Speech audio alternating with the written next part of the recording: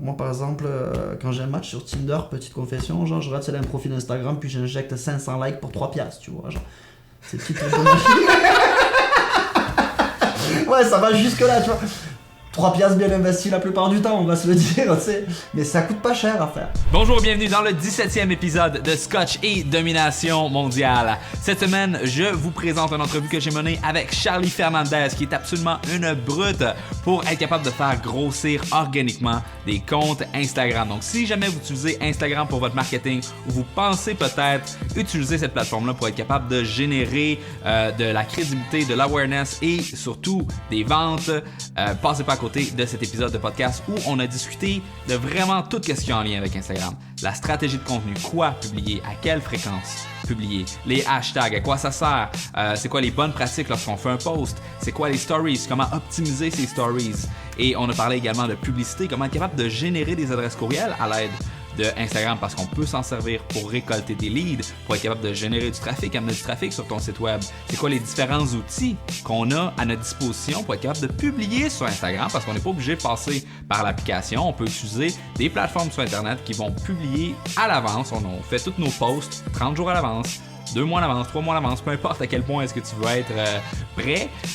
Tu es capable de faire ça à 100% sur l'ordinateur sans avoir besoin d'utiliser ou de toucher ton téléphone cellulaire, autant au niveau des stories que des posts. On a accès à des statistiques sur Internet. On peut automatiser une partie de ces interactions avec les autres personnes, que ce soit pour suivre des comptes, pour se désabonner de certains comptes, pour liker des commentaires, liker des photos, pour être capable de laisser des commentaires. Donc, il y a vraiment une panoplie de stratégies qui sont allant de le plus naturel et organique possible jusqu'à la plus spammy un peu si on veut, la plus agressive possible. Et il faut être capable de trouver, bon, mais c'est quoi le compromis idéal pour être capable de te donner les résultats que tu souhaites avec une approche qui est authentique et qui est vraie à toi et ton type d'entreprise. Donc on parle de vraiment une foule de choses. C'est une entrevue qui est assez longue, on parle d'1h15. J'espère que tu vas apprécier vraiment beaucoup de contenu. Si jamais tu as un ami qui essaie de faire grossir son Instagram, une connaissance qui a une entreprise qui fitterait particulièrement bien avec Instagram, parce que certaines marques qui ont un meilleur match, qui ont un meilleur ADN qui fit avec ce média-là que d'autres. Alors, identifie-le dans les commentaires, envoie-lui sur Facebook, peu importe comment tu fais ça. Et puis, sinon, je te souhaite de passer une bonne écoute. L'ensemble des notes, les logiciels, les plateformes qu'on discute tout au long de cette entrevue vont être disponibles au latranchée.com/17. Et sur ce, je te souhaite une bonne écoute. Je vais donner un peu de contexte de comment est-ce qu'on s'est rencontrés pour la première fois. Pas la première fois. Moi, ce que je te dis, pas la première fois pendant 10 ans, tu vois. La deuxième fois, tu as donné une présentation au Web à Québec l'an passé. Moi aussi, j'en avais donné une. Et puis, j'avais été voir la tienne. Ça a été dans les meilleures conférences que j'ai vues dans tout l'événement. C'était vraiment le fun. Tu as parlé d'Instagram. Ouais. Des différentes stratégies, autant éthiques qu'un petit peu sur la ligne, on va dire. Sur la ligne. Il y a des gens qui aiment pas ça, il y a des gens qui aiment ça. On va en parler aujourd'hui. C'est un sujet Instagram que j'aborde pas souvent parce que je suis pas un expert Instagram. C'est tellement difficile d'avoir de la croissance sur Instagram d'une façon qui est complètement legit. Fait que je suis pas complètement à l'aise avec ça, fait que je suis content que tu sois là pour pouvoir ça me fait plaisir d'être avec toi. nous dire qu'est-ce qui est quoi. Comme ça, si jamais il y a quelqu'un qui va pointer le doigt, il va pointer le doigt vers toi. Shame! Fait que parle-nous un peu de ton background et puis ensuite on va rentrer dans Instagram. Ben écoute, comme tu peux l'entendre au timbre de ma voix, je viens de l'autre côté de l'océan, je viens du sud de la France. Moi j'ai grandi dans une ville qui s'appelle Mazamet. Puis j'ai vécu à différentes places. J'ai vécu au Royaume-Uni, j'ai vécu en Chine avant d'arriver à Québec. Puis quand je suis arrivé à Québec, j'ai commencé à travailler notamment en agence. J'ai fait quelques années en agence. Puis je me suis un petit peu tanné. Je me suis aussi viré de la dernière agence où j'ai travaillé, qui était Libéo. Puis j'ai pris la direction des communications du web à Québec pendant 2 ans. J'ai fait de la radio, j'ai pas mal écrit également. Puis je me suis lancé en tant qu'entrepreneur. J'ai été travailleur autonome pendant 1 an. J'ai cofondé avec mes associés il y a 2 ans Maple Inside, en fait, qui est un startup studio. Donc concrètement, on fait quoi? Idéation, conception, création, mise en marché de startups ayant un fort potentiel technologique, je te dirais. Donc on parle de crypto mining, on parle par exemple d'intelligence artificielle, de monétisation de trafic internet. Et là, donc, je suis le papa d'une nouvelle entreprise qui s'appelle Reverber, qui est une agence de communication uniquement dédiée à Instagram, que je lance avec mon associé et compère de toujours, Tristan Jevaux. Ok, cool. Fait qu'on est vraiment dans le bon sujet pour toi parce que t'es en train de te lancer. J'aime ça, tu sais, quand Instagram. Le contexte fit comme ça, c'est fabuleux. Fait que si jamais il y a des gens qui ont besoin d'aide avec leur Instagram, ils vont pouvoir venir te regarder. Ouais, bien sûr. Te voir, puis dire J'aime bien jaser, donc peuvent me parler sans aucun problème. Nice, parfait. Fait, justement, parlons d'Instagram. On va donner un peu de contexte. Ouais. Les gens qui nous écoutent présentement, c'est probablement des gens que, c'est des entrepreneurs ou probablement qui travaillent dans une entreprise au marketing, communication. Et pour eux, que tu me dises, faut que tu sois sur Instagram, mais pourquoi est-ce que je serais vraiment sur Instagram? Est-ce que c'est comme, j'ai-tu besoin d'être là? Pour de vrai. Déjà, premièrement, il n'y a pas tout le monde qui a besoin d'être sur Instagram. Moi, je dis souvent, vaut mieux faire peu de choses et bien les faire que s'éparpiller, mettons, monter des stratégies avec 7-8 réseaux sociaux, des dizaines et des dizaines de campagnes publicitaires que tu vas pas forcément maîtriser et au final, tu n'auras pas un bon retour sur investissement. Donc, oui, je te dirais, il y a déjà donc comment je pourrais te dire, les compétences qui sont nécessaires pour être sur Instagram, puis le besoin par rapport à ta business. Est-ce que ta business est également Instagram friendly? Est-ce qu'elle va proposer quelque chose qui est compatible avec la plateforme? Je parle beaucoup d'ADN quand je parle de réseaux sociaux. Et Instagram, c'est une plateforme avec un ADN qui est très porté sur l'esthétique, on va se le dire. Donc c'est pas pour tout le monde, mais les business qui ont un fit avec Instagram, ce qui est très intéressant, c'est que la plateforme offre quand même de gros avantages. Premièrement, moi quand j'ai commencé à entre guillemets faire des recherches sur Instagram, je me suis rapidement rendu compte que le taux d'engagement était vraiment très bon sur Instagram. Tu peux aller chercher vraiment des taux d'engagement qui sont vraiment hors norme, je dirais, par rapport à n'importe quel autre réseau social. C'est également une plateforme qui est très sympathique d'un point de vue, je dirais, branding, dans la mesure où Forbes l'a élu en mars plateforme sociale la plus propice pour créer de l'interaction et de l'engagement entre une marque et une clientèle. Puis c'est également intéressant d'un point de vue e-commerce et on voit qu'il y a beaucoup de retailers qui se mettent sur Instagram, notamment des produits de beauté, ce genre de choses. Parce qu'un usager d'Instagram, quand il va être en situation e-commerce, il a une valeur fabuleuse de 66 et 75 $ USD, ce qui fait environ 83-84 $ canadiens. Et ce qui en fait donc le panier d'achat moyen par usager, entre guillemets, le plus important derrière Polyvore. Donc, je veux dire, la personne qui passe d'Instagram, qui achète le produit, il s'en va sur le site web, sa valeur moyenne plus élevée. Son panier d'achat c'est 66-75 USD et cool. c'est la deuxième plateforme entre guillemets, tout réseau confondu, qui propose entre guillemets ce genre de qualité au niveau des usagers. Première plateforme, comme je te le dis, donc qui était Polyvore, qui est une sorte de marketplace en fait pour des créateurs en fait de prêt-à-porter tout simplement. Donc c'est vraiment très intéressant. Puis il y a une dynamique qui est autour d'Instagram que moi je trouve vraiment fascinante, c'est la croissance qu'a connue donc cette plateforme durant les 2 dernières années. Instagram, ça existe depuis plus de 10 ans, je te dirais. Le gros boost, c'est quand ça a été racheté par Facebook et c'était 2 ans après sa foundation. Puis là, ça a vraiment progressé dans les 2 dernières années. On est passé de 350 millions d'usagers mensuels actifs à plus de 800 millions et 2017 n'est pas fini, on s'entend. Et je pense qu'il y a un timing à prendre là qui est vraiment très intéressant. Ça se matérialise par notamment l'introduction de nouvelles fonctionnalités, on en parlait tantôt, donc les fameux shoppable items, ou encore les liens dans les stories qui sont vraiment des puissants outils d'acquisition. Et ça a été longtemps ça le problème avec Instagram, l'acquisition de trafic. Donc non, il y a plein de raisons pour lesquelles être sur Instagram, et il y en a plein qui vont te dire justement le contraire de ne pas y être. Ce que tu es en train de me dire, c'est que présentement sur Instagram, il y a de plus en plus d'utilisateurs. On est rendu à plus de 800 millions, ce qui est énorme. Plus d'un million d'annonceurs publicitaires, plus de 15 millions de marques qui sont présentes sur la plateforme également. Oui, c'est énorme. Et puis moi, je me rappelle quand ils ont acheté la plateforme 800 millions de $, tout le monde criait « Oh my God, c'est la manie!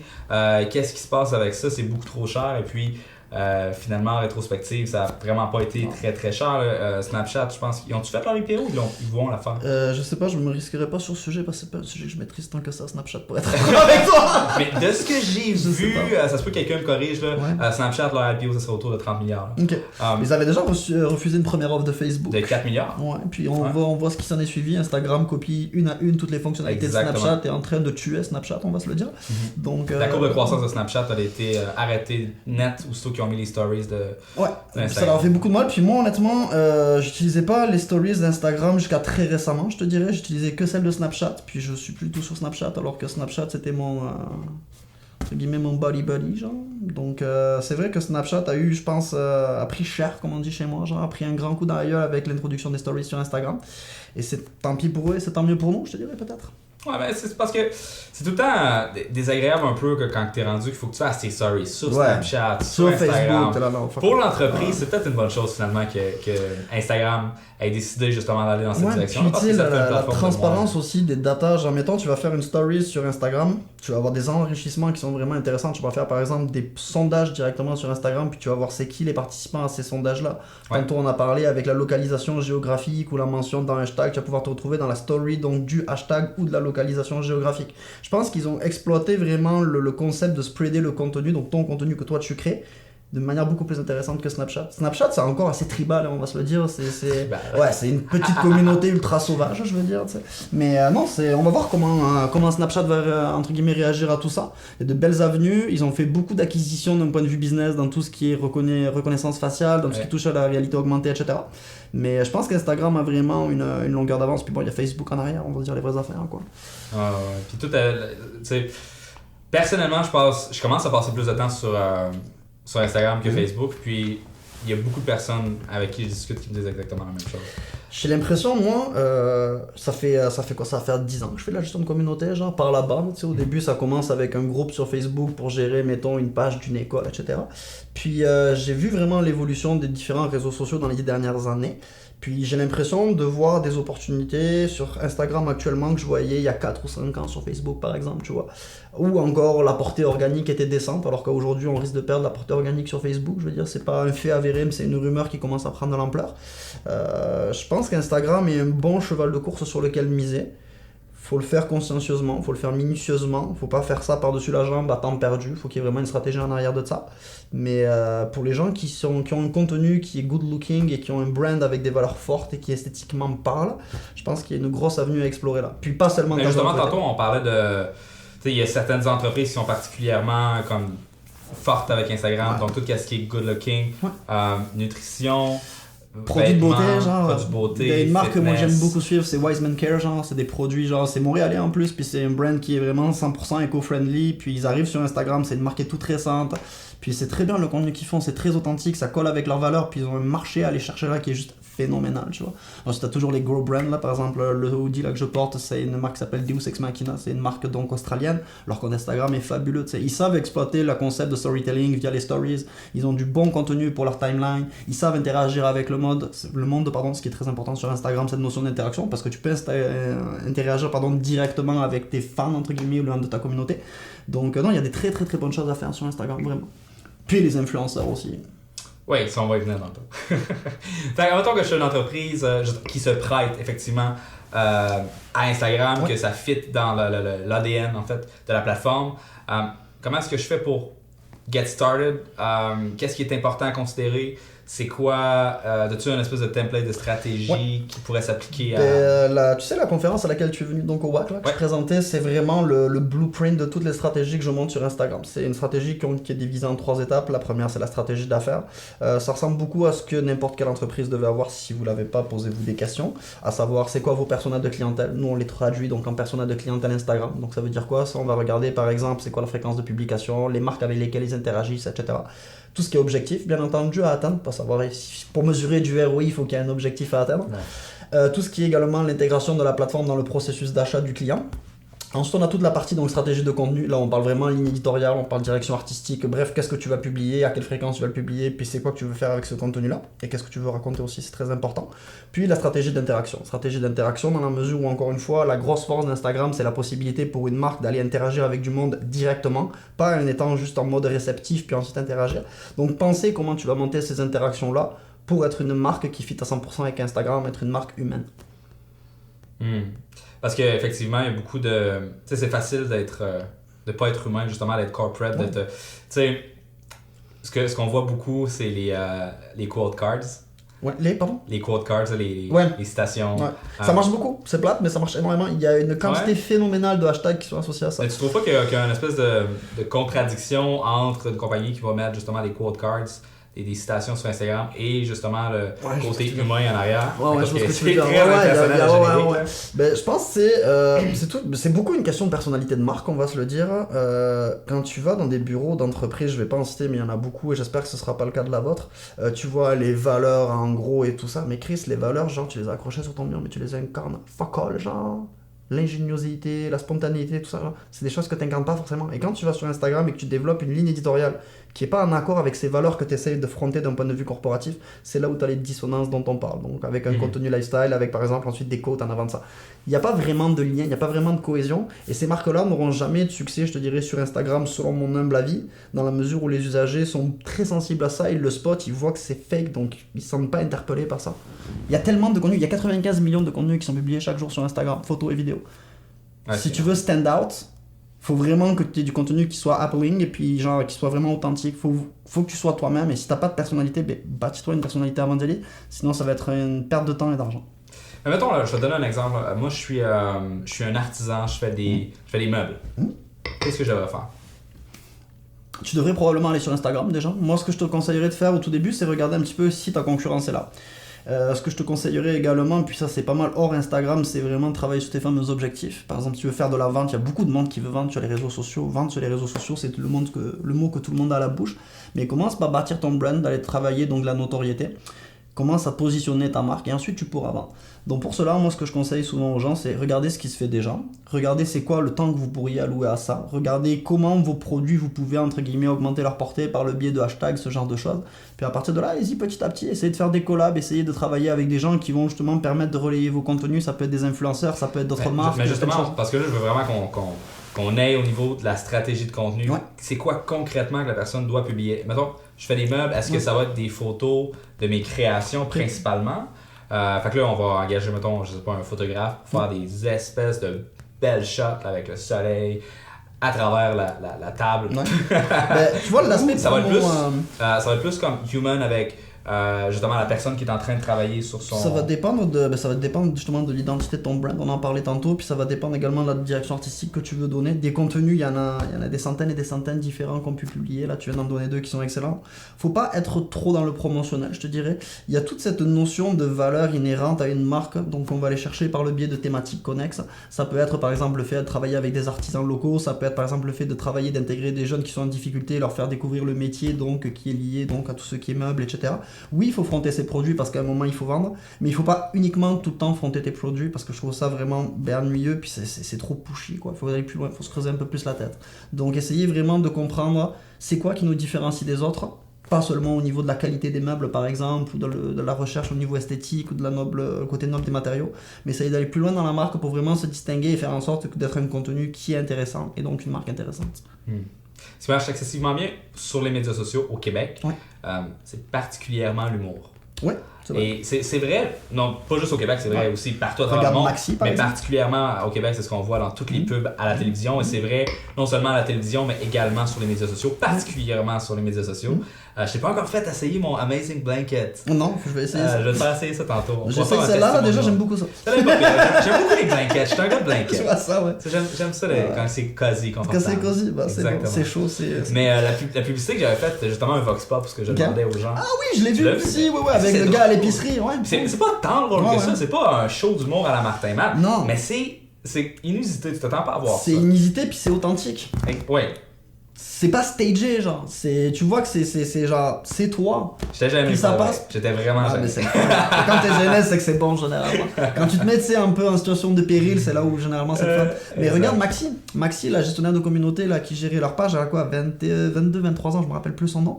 Ce qu'elle faisait, c'était pas irrévérencieux ou quoi que ce soit, genre c'était pas vulgaire, c'était juste super bien tourné, puis c'était vraiment en accord avec la marque, tu vois. Peut-être pas forcément le côté que tu veux fronter quand t'es un dirigeant d'une marque. T'as-tu des Mais exemples c'est juste ça. de qu'est-ce que Maxi a fait? J'ai pas, faut aller voir les statuts qu'ils postent sur Facebook, genre rien que les statuts ça vaut le coup d'œil, genre j'ai pas d'exemple qui me vient spontanément comme ça Ok. en tête, je te dirais, je suis pas la mémoire de ça malheureusement, mais Maxi en a fait des choses, pour chez Fils aussi il fait des choses qui sont très nice. Justement, pas chez Fils, on a Ouais. eu Alexandre sur le podcast. Ouais. C'est vraiment très drôle. Leur Boxing Day était hilarant. Ok. C'était une vente non pyramidale Non avec, pyramidale. C'est bon comme concept déjà, c'est de règle. Tu vas pitcher ça pour les gars. avec une espèce de yacht en arrière, Ok. un Lamborghini avec des bling bling en or partout. Tu sais, Ok, comme, c'est hot. un peu comme qu'est-ce que les compagnies de vente pyramidale, justement, Font. ils Ah ouais. font. Là. Ah ouais. Mais tu sais, là quand on parle, je pense que déjà ils doivent se dire ah c'est cool pour chez Fils, mais moi je suis pas pour chez Fils, j'ai pas leur budget ou quoi que ce soit, même si c'est une entreprise qui s'est bâtie C'est comme une scratch. start-up qui avait aucun C'est ça, budget, exactement. Fait que- Moi, il y a un commerce que j'aime beaucoup à Québec qui s'appelle Rituel, qui est un magasin en fait, ni plus ni moins de produits de rasage. On parle tu sais, de personnalité de marque, genre, puis souvent ça transparaît, oui, dans les visuels, mais également dans le contenu rédactionnel. C'est un exemple pour tous les commerçants, ce brand-là. Mais Ok. quand je te dis c'est un exemple, il y a une identité qui est très forte au niveau de cette marque. C'est quoi encore? Rituel. Rituel avec un S. Ils sont sur Instagram. Ouais, ils sont sur Instagram. Alors quand Instagram fait un peu dur, Michael, on va se parler bientôt, j'espère d'ailleurs. Mais petite plug douce. Mais non, ils ont une super belle page Facebook et ils ont une stratégie au niveau du email marketing aussi qui est très intéressante. David Grégoire, on pense à toi. Donc non, il y a vraiment des très très très bonnes choses qui se font. C'est pas forcément les grosses business qui sont les meilleurs sur les réseaux sociaux. Moi, je trouve que souvent c'est des petites business qui sont audacieuses, qui sont créatives, puis qui savent ce qu'elles sont, ce qu'elles veulent et ce qu'elles méritent également. Donc regardez autour de vous, vous en avez partout des bons exemples. Mais tu as dit quelque chose qui est intéressant justement, leur stratégie de email marketing est bonne et ça veut dire que tu peux pas juste avoir Instagram dans ton coffre d'outils. Il faut que tu aies une stratégie qui inclut plusieurs canaux. Instagram en est un qui peut être puissant, mais il faut que ça marche en tandem. Et c'est pour ça que j'en parle beaucoup quand on monte des stratégies d'affaires avec nos clients. C'est quoi, toi, tes objectifs que tu veux atteindre juste avec Instagram? Et à la fin de la patente, mettons, qu'est-ce qu'il faut qu'il fasse ton client pour que toi, tu aies atteint les objectifs de ta business, vraiment tes objectifs d'affaires? Et à partir de là, moi, je vois ça vraiment comme une grosse mécanique. Puis Instagram, c'est un rouage. Ouais. Mais le rouage va pas tourner tout seul. Ça prend d'autres rouages. Ce rouage-là, il va faire quoi? Il va fluidifier le fonctionnement de ta machine, il va potentiellement accélérer son fonctionnement, donc le cycle de vente, par exemple. Mais au final, c'est très très difficile d'avoir juste une plateforme qui couvre la prise de notoriété, le positionnement de la marque, la vente, la fidélisation. C'est trop d'objectifs d'affaires pour une seule plateforme. Puis au final, tu vas tout faire, mais tu vas tout mal faire. Donc je préfère une marque qui me dise, écoute, moi, je suis une nouvelle brand, j'ai besoin de bâtir une notoriété, on va le faire sur Instagram. Fine. Ensuite, par contre, moi, mon rôle en tant que stratège, c'est de faire en sorte, oui, de penser à la notoriété, mais ce qui s'en vient ensuite, je lui dis donc, tu vas vendre où sur ton e-commerce? Parfait. C'est quoi, mettons, comment tu vas chercher tes ventes? C'est quoi tes canaux d'acquisition pour ton e-commerce? Bon, il va me dire, par exemple, c'est le marketing par courriel. Fine, on va monter une stratégie pour faire de la collecte d'adresses courriel par le biais d'Instagram, par exemple. C'est toujours vraiment contextualiser la chose. Il faut arrêter de partir et de courir 4 lièvres à la fois. Ça marche jamais. Mais justement, ça, je veux qu'on en parle parce que Instagram, le problème, c'est que c'est très très difficile d'avoir des clics vers l'extérieur de la plateforme. Donc, disons que tu veux avoir ça comme stratégie d'acquisition d'adresse courriel. Comment est-ce que tu t'y prends? C'est quoi les différences? Il y a plusieurs stratégies. Moi, c'est le gros, je te dirais, struggle que j'ai toujours eu. La relation amour-haine que j'ai avec Instagram, c'était un peu la même que j'avais avec Pinterest. C'est comment je fais pour générer du trafic puis récupérer des datas. Et par data, je parle des datas tangibles, donc une adresse courriel, un numéro de téléphone, bref, quelque chose que je vais pouvoir, entre guillemets, utiliser pour faire de la vente ensuite. Et Instagram, pendant très longtemps, pendant 9 ans, la seule fonctionnalité qu'on avait, c'était un petit lien dans une bio que personne ne cliquait. Genre, personne ne cliquait sur ce lien, il était moche, c'était pas contextualisé, c'était en dessous d'une bio, bref, les gens voulaient pas cliquer sur ça. Maintenant, il y a d'autres choses qui s'en viennent et qui sont vraiment très intéressantes. Celle qui est actuellement en cours de déploiement au Québec, c'est ce qu'on appelle un déploiement progressif, c'est-à-dire c'est réservé pour l'instant à certains usagers, c'est les liens dans les stories. Je ne vais pas citer de chiffres par rapport au taux d'interaction d'un contenu dans une story versus un contenu posté dans la timeline d'un usager, parce qu'il n'y a pas assez de data pour tirer des conséquences de ça, mais de ma propre expérience, je pense que le taux de découvrabilité d'un contenu dans une stories est 2 à 3 fois plus important qu'un contenu dans une timeline. Ça, c'est une première statistique. Et les usagers maintenant, donc, qui ont plus de 10 000 abonnés, peuvent donc profiter de cet engouement pour les stories là pour pitcher un lien dans leurs stories. Et le taux d'engagement sur les stories est vraiment insane. Je le vois, moi j'ai pas accès encore à la fonctionnalité via mon compte perso, puis c'est même pas un compte business, c'est un compte perso. Mais juste les sondages, on peut faire des sondages dans les stories et les taux d'engagement, c'est débile. Donc il y a ça qui est très intéressant. 2018, je vous dirais, ça c'est une prévision Made in Charlie et Réverbère. On va avoir les shoppable items, donc un peu comme on disait tantôt, comme sur Facebook, c'est en dessous quand tu tags tes produits dans une photo, tu as un lien qui t'envoie vers la landing page, que ce soit une landing page, une fiche post ou quoi que ce soit. On ne pourra pas acheter sur Instagram. Tu vas pouvoir avoir le lien qui te renvoie vers la page, la page exactement. Ouais. Et tu vas pouvoir taguer les produits en fait. Exactement. Dans tes ça va être une petite étiquette, un petit label qui va être affiché comme sur la photo. La personne... Exactement. Okay. Et ça va se matérialiser vraiment visuellement par une petite étiquette. La personne va taper sur l'étiquette, elle va être renvoyée vers la landing page. C'est très cool. Parce qu'il y a beaucoup tu sais, des gens, c'est des influenceurs en fait qui. Ça va leur permettre de monétiser leur fil Instagram. Mais même vous, les marques, je veux dire, c'est une très bonne technique de. Oui, pour l'affiliation, exact. C'est un très bon exemple. Ouais. Très cool.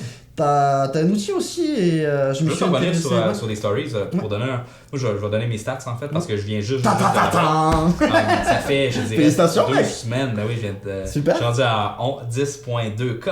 Machine. Je m'en viens là, je vais devenir un influenceur et tout là. Ben oui, on va plugger quelque chose. Je me suis fait donner un bracelet par Roméo J. Ça c'est très joli. De la peau de python avec une bille en argent. La peau de python. Oh wow. Puis on va le mettre à la caméra. C'est joli. Ben, c'est un peu flou. C'est pas grave.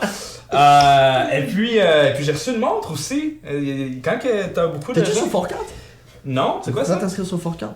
Forecard, c'est une plateforme qui est quand même très intéressante pour les gens qui nous écoutent. C'est une sorte de... comment je pourrais vous dire? Un annuaire d'influenceurs, en fait. Donc tu En vas... français? Principalement des influenceurs aux États-Unis, je te dirais beaucoup. Mais il y en a quelques-uns au Québec. Je pense à Jeff Renette, par exemple, qui est photographe, qui est dessus. Jess, tu nous regardes, je t'ai fait ton profil il n'y a pas longtemps, mais il y a beaucoup de monde de Colombie-Britannique, Ontario également, et puis c'est vraiment intéressant parce qu'on voit donc un petit peu les stats entre guillemets de l'audience de l'influenceur, mais on voit également son book, on voit c'est quoi les campagnes et les marques pour lesquelles il a travaillé, le genre de matériel qu'il a créé, donc c'est vraiment très intéressant. Puis c'est pas si dispendieux, et ce que j'aime beaucoup avec cette plateforme et les influenceurs qui sont dessus, c'est que tu peux travailler vraiment des campagnes sur le long terme. Mettons, tu vas faire un one night stand, mettons, il va rédiger un article de blog, prendre 2 photos, merci, bonsoir, ça s'arrête là. Tu peux mettre en place des collaborations sur 6, 12, 24 mois sans aucun problème, de manière très récurrente pour vraiment pas stager une collaboration, mais vraiment créer une collaboration entre l'influenceur, ta marque. Donc ça, c'est très très intéressant.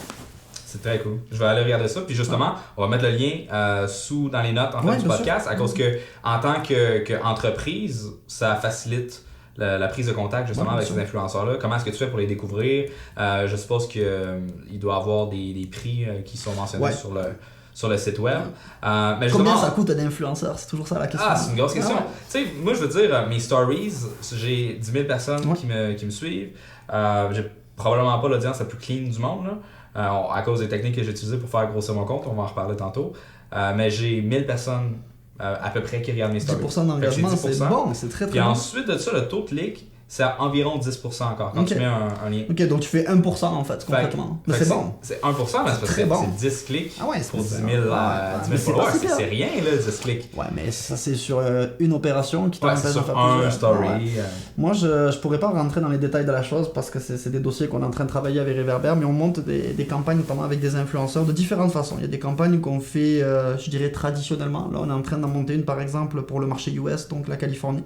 Un influenceur, mettons, qui a 200 000 abonnés en Californie, c'est le post commandité, c'est 10 000 $, by the way. C'est extrêmement cher, ça n'a aucun sens. Et on a donc des cas où on fait plus à la performance. Donc si vous trouvez des influenceurs qui sont enclins à adopter ce modèle à la performance-là, c'est win-win pour tout le monde dans la mesure où, je veux dire, l'influenceur va vraiment s'impliquer dans la campagne. Exact. Puis, dans le sens à la performance, comme l'influenceur va avoir un code rabais qui va donner à ses membres, puis là, les membres vont l'utiliser, fait qu'il va avoir peut-être de l'affiliation. Puis au final, c'est très intéressant parce qu'il y a la notion de vente qui vient, mais il y a toujours la notion aussi de récupérer par exemple des adresses courriels pour faire du retargeting ensuite. Si la personne n'est pas prête à acheter maintenant, boum, tu vas la retargeter avec des campagnes. Je veux dire, c'est vraiment un ensemble de choses. Il ne faut pas voir que la vente en tant que telle. Oui, la vente a une valeur immédiate, mais une adresse courriel a de la valeur aussi. Je veux dire, en retail, ça peut être quoi? Ça peut être un 20, 30, un 40, 60 piastres. Toujours penser à la data c'est important. Puis tantôt on parlait justement de l'acquisition au niveau des adresses courriels. Mais là c'est parce qu'on parle d'Instagram depuis tantôt, on n'a pas vraiment parlé de la publicité sur Instagram. Et puis au niveau justement d'être capable d'aller chercher du trafic à partir d'Instagram, ça c'est un autre game. Parce que dans un post normalement tu peux pas faire de lien, tu peux pas amener des gens sur ton site web. Oui, tu peux mettre ton URL dans la description, mais qui va prendre le temps de retranscrire ça dans leur navigateur? Genre, clique le lien dans ma bio, personne. Ouais, non, c'est ça. Ou clique le lien dans ma bio. Tu sais, c'est rare. C'est ça. Il y en a un peu. By the way, une bonne stratégie pour tout le monde qui a des comptes Instagram. Première chose que vous devez faire, c'est allez vous prendre un compte sur Bitly et puis mettez un Bitly dans votre lien de la bio pour savoir combien vous avez de clics. Si tu veux faire un peu mieux que Bitly, tu as toujours les URL avec les paramètres UTM, je veux dire, pour vraiment tracker la campagne. Mettons, c'est très intéressant quand tu fais des campagnes avec plusieurs sources d'acquisition ou plusieurs influenceurs. Tu vas pouvoir vraiment comprendre c'est quoi l'endroit qui te fait gagner de l'argent puis scraper les autres. Fait que justement, on a une formation en passant sur l'espace membre pour les gens qui sont membres de la tranchée sur les paramètres UTM. Très nice. À cause que c'est pas nécessairement quelque chose qui est intuitif à créer. C'est quoi le UTM source, medium, campaign, blablabla. Comment créer ton URL et ensuite de ça, comment analyser tes résultats dans Google Analytics. On a un genre de 20 minutes là-dessus. Vraiment deep down, j'explique. Je pense que honnêtement, là, je me vante pas dans la vie, mais ça c'est le meilleur tutoriel jamais créé sur les sites. C'est bon, mais c'est bête. Puis comme tu dis, c'est pas tellement attrayant à faire, mais c'est super important parce que ça va te permettre de comprendre qu'est-ce qui marche. Exactement. Puis, tu sais, c'est la même chose dans toutes tes campagnes en fait que tu fais avec tes partenaires. C'est vraiment important de tout taguer ton trafic. Le monde le fait beaucoup en affiliation marketing justement pour savoir qui c'est qui ramène du trafic. Exactement. Fait que là, c'est ça. Je voulais qu'on parle pub Facebook, / Pub Instagram. d'Instagram. Parce que c'est tu sais, la pub Facebook, C'est hot. c'est la pub Instagram. Ah ouais. C'est ça qui est cool. Alors que tu vas faire ta campagne, mettons, sur Facebook et tu peux activer le placement sur Instagram ou tu peux ne prendre que le placement sur Instagram. Parce que tu peux faire, ce serait, mettons, une campagne publicitaire qui est uniquement sur Instagram, tu n'as pas besoin des autres. Ouais. Et puis là, tu peux faire du contenu qui est optimisé pour cette Instagram. plateforme. Ouais. Et il y a quelque chose de très très intéressant, je ne sais pas si tu as eu le temps de le tester, ça s'appelle les Facebook Lead Ads. C'est les on met les petits formulaires là, genre. de prospects et ça fonctionne excessivement bien sur Instagram. Sur Facebook aussi, ça fonctionne bien. Ils ont vraiment augmenté l'efficacité au fil des années. Quand c'est sorti, les landing pages étaient encore beaucoup plus efficaces.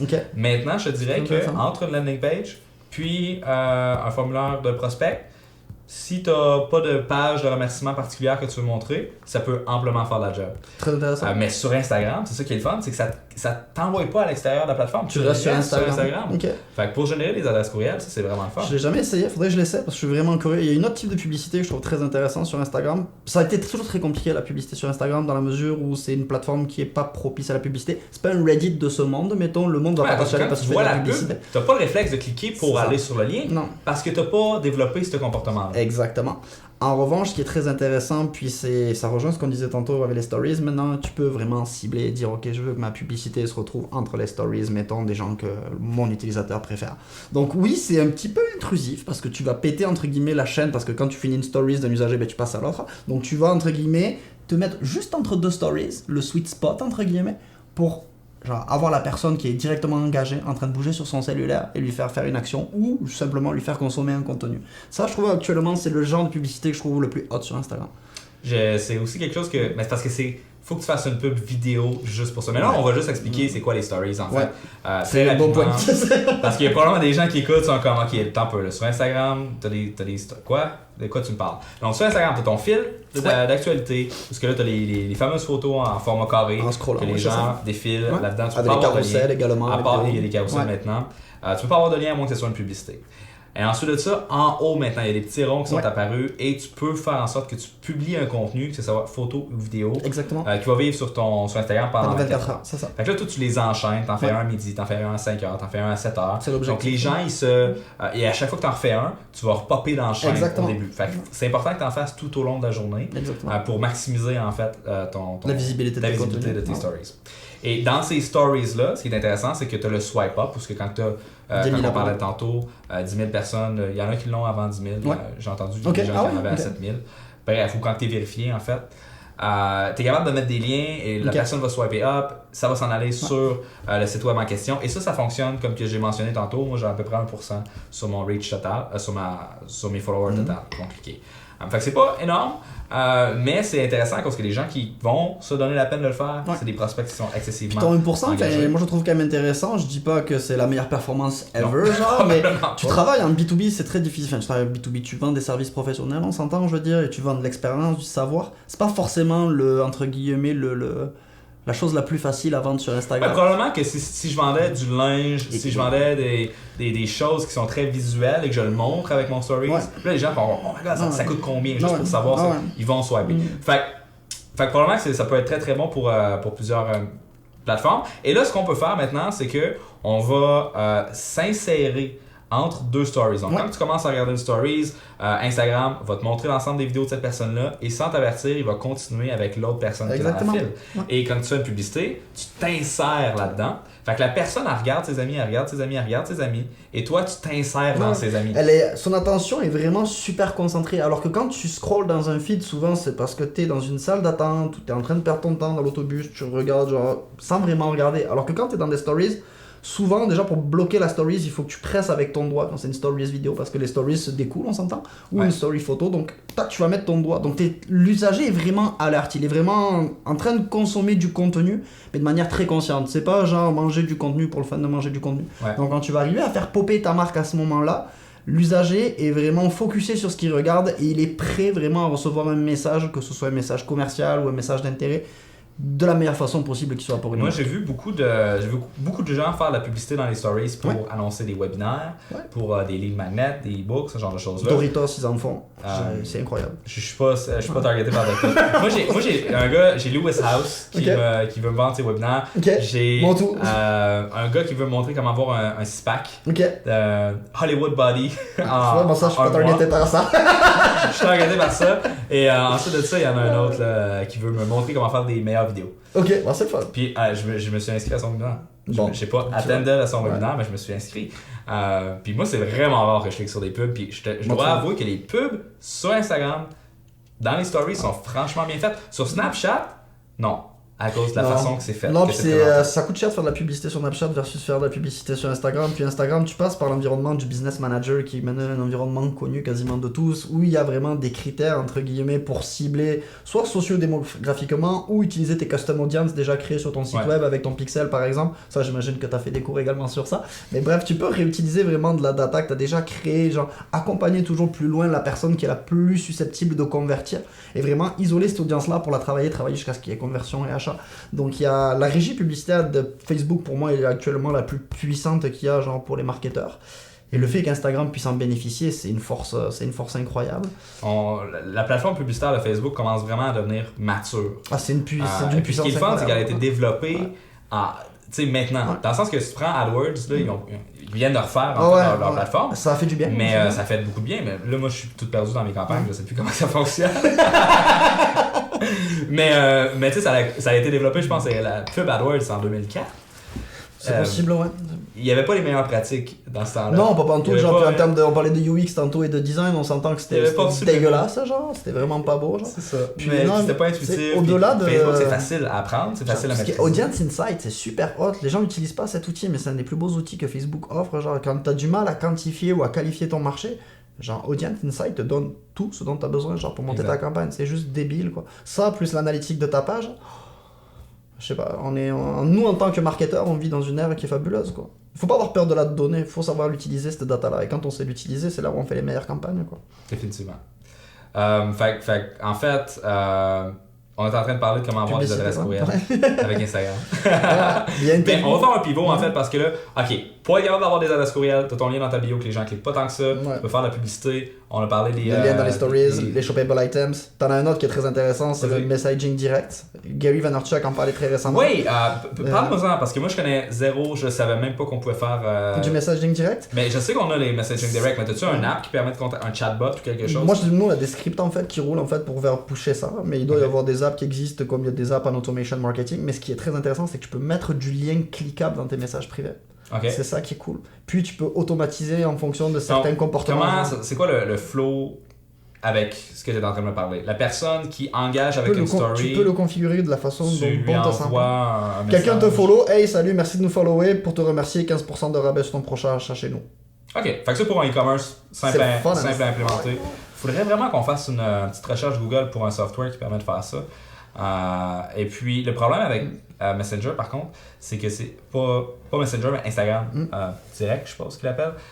Ils vont bientôt sortir une app, justement, probablement qu'il va y avoir plus de fonctionnalités, mais c'est pas comme Messenger où ce que dans Messenger, tu es capable de programmer un robot avec des boutons cliquables, avec un flow de le chatbot, genre, moi je parle à nos amis de chez Novatize par exemple, qui travaillent beaucoup dans ce domaine-là. Il y a quelque chose de très... Ouais, salut PO. Qui font quelque chose de très intéressant, mais... l'environnement, je te dirais, est déjà très cloisonné. Par exemple, toi, en tant que marque, tu vas pas pouvoir envoyer un message à quelqu'un de ton audience. Sur Instagram, tu peux. Ça, la grosse différence. T'es pas, entre guillemets, en attente de recevoir une interaction, par exemple, de ton usager pour pouvoir interagir avec lui, que ce soit un message, que ce soit un commentaire. Là, tu peux y aller de ton propre gré. C'est-à-dire, n'importe quelle marque pourrait envoyer n'importe quel message, en théorie. Dans la pratique, c'est un peu plus compliqué, parce qu'il y a toujours des autorisations, etc., etc. Mais...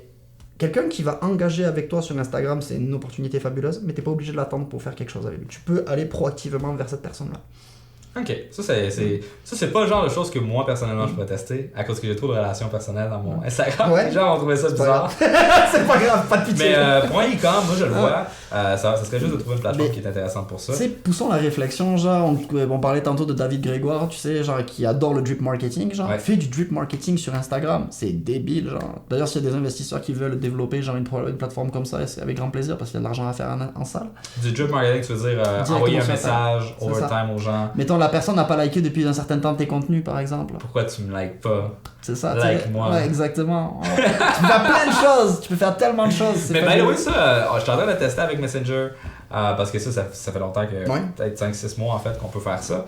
Et puis, je te dirais que le taux de conversion n'est pas incroyable. C'est pas incroyable, là?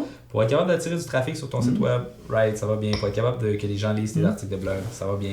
Pour être capable de générer des revenus, en tout cas pour nous, avec les stratégies qu'on a eues, ça convertit vraiment moins bien que les mails. Ça convertit, mais beaucoup moins que les mails. C'est correct. Il faut savoir placer. Mais faut tout tester, en fait. Puis il faut savoir c'est quoi le rôle de la plateforme, encore une fois, dans la grosse patente de Wall Picture. Toi, dans ton cas, tu sais que c'est pour faire donc de l'acquisition de trafic. Mais ce trafic-là, ensuite, toi, rien ne t'empêche de le retargeter d'une autre façon. Exact. Ouais, aussi. Fait que là, deux choses que je veux qu'on regarde avec toi. T'as-tu... En fait, comment est-ce qu'on fait pour monter son compte Instagram? Ça, c'est probablement la chose que tout le monde qui écoute en ce moment sont en train de se dire « Ok, c'est bon, mais j'ai juste 300 abonnés. » Comment est-ce que ton 10 000 de tantôt que tu viens de me mentionner là, pour être capable d'avoir le lien, je m'en fous. Comment je fais pour être capable de me rendre à 10 000? Juste ça, ça va être malade. Fait comment est-ce qu'on fait? Moi, je te dirais, la première chose, ça n'a rien à voir avec ça et pourtant c'est la base de tout, c'est d'avoir une ligne éditoriale bien définie. Et par définie d'un point de vue et qualitatif, donc esthétique si je puis dire, et quantitatif. Ça vous prend des thématiques sur lesquelles bâtir votre ligne éditoriale, ça c'est le premier point, et ça vous prend une fréquence de publication à respecter. Les marques publient en moyenne 1.5 contenus par jour sur Instagram. Donc moi ce que je vous dirais comme objectif, essayez de publier 5 fois semaine par exemple sur Instagram. Utilisez des hashtags, votre portée d'une publication va être augmentée de 70% par tranche de 10 hashtags, vous pouvez utiliser jusqu'à 30 hashtags. Identifiez des personnes, une personne qui va interagir avec votre contenu, si c'est Olivier Lambert ou si c'est Beyoncé, c'est pas la même chose. Vous allez peut-être vous retrouver dans la section Explore, qui est le saint graal entre guillemets de tous les marketeurs sur Instagram. La section Explore, c'est un petit peu, je te dirais, la front page de Reddit. C'est là où il y a tous les meilleurs contenus d'Instagram qui sont postés. Donc une fois que vous aurez ça, vous pourrez ensuite travailler plus sur des stratégies d'interaction. Stratégies d'interaction, on peut parler d'automation marketing, on peut parler de messaging marketing, il y a plein de choses. Mais d'abord, travaillez sur votre stratégie de contenu, vraiment, tant au niveau qualitatif qu'esthétique, et vous allez voir, les followers vont arriver. Puis vous allez avoir des followers et vous allez toujours avoir un bon engagement rate. Mais comment est-ce que les followers vont arriver? Je veux dire, comment est-ce qu'ils vont trouver ton contenu? Il n'y a pas vraiment de... Ton contenu va, genre, déjà premièrement il y a une fonctionnalité aussi qui s'en vient, puis c'est déjà en cours de déploiement, il y a le partage qui s'en vient sur Instagram. Tu vas pouvoir partager un message comme tu retweets un message sur Twitter. C'est en cours de déploiement, ça va être une chose qui va être très intéressante à surveiller. Mais les hashtags jouent beaucoup dans la mesure où il y a énormément de gens qui connaissent pas votre marque et qui vont donc pas chercher la marque, mais qui sont en train de rechercher quelque chose, mettons par exemple une tuque pour l'hiver. Je vous dis pas que c'est le hashtag tuque le meilleur, mais bref, ça peut aider, genre. Puis même un bon hashtag, c'est quoi? C'est un hashtag qui est genre trendy, mais qui vit dans le temps, je veux dire, par exemple, qui est contextuellement défini comme un événement, par exemple. C'est un hashtag donc, qui vit pour un événement. C'est un hashtag qui est géographiquement délimité. Je pense par exemple à Ma Capitale. Moi, je publie beaucoup de contenu avec Ma Capitale et je sais que le monde interagit avec mes contenus parce qu'ils arrivent par le biais du hashtag Ma Capitale. Puis c'est un hashtag qui est populaire, mais pas trop. Vous, ce que vous voulez faire, puis Alexis Roy a fait une super preuve de concept sur ça, une super expérience, c'est vous retrouver dans les meilleures publications associées à ce hashtag-là. Et par le fait d'être premier, entre guillemets, ou de squatter les premières positions, vous allez attirer du trafic. Ensuite, il y a 1001 façons de faire monter son compte Instagram. Juste faire un espèce de petit... expliquer en fait la stratégie que tu viens de mentionner avec Alexis Roy. L'idée, c'était de payer des faux likes. Sur ta photo.